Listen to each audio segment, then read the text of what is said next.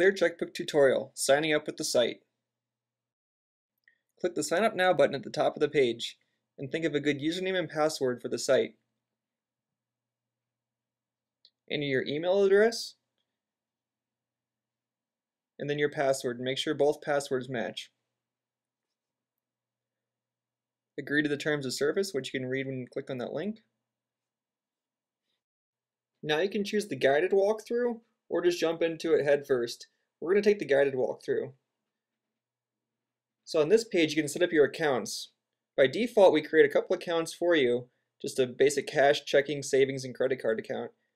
You can actually create whatever accounts you want though. We're just going to make a Bank of America account, select checking account, and we're going to say that our initial balance, we had a little bit of a balance in there when we opened the account, and now we create it. You can see it on the bottom there. And since we created a checking account, we're just going to go ahead and delete the default one.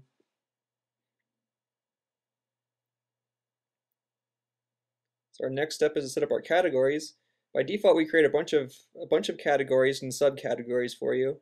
But if you see one that you want to add yourself, you can go ahead and do that easily. We're just going to add a category for our cell phone, and we're going to set the parent as a living expense. So this way we can track our cell phone bills and payments in our spending reports. The next step is our budgets, and by default there's no actual budgets created, but you can create up your own. We're going to set a $100 budget on our gas, so every month we are allotting ourselves $100 to spend on gasoline, and we're just going to have it reset on the first of the month. And rollover means that if whatever money you don't spend the current month gets added to your next month's limit. And reminders, these are optional. You can set these up if you like. We're going to create one for our mortgage, and we'll just enter the description.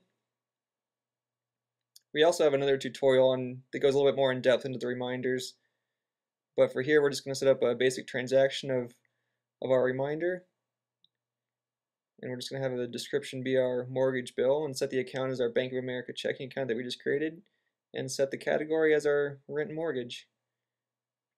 And we're also going to set it to email us a couple days ahead of time before the bill actually is due. And now you can see that it's showing up in the calendar on the right or on the left.